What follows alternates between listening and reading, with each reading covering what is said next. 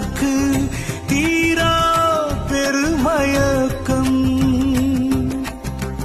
அவன் அன்புக்கும் அவன் அழகுக்கும் அவன் சொல்லுக்கும் அவன் வில்லுக்கும் அவன் வேலுக்கும் அவன் மயிலுக்கும் அவன் கண்ணுக்கும் அவன் கருணைக்கும்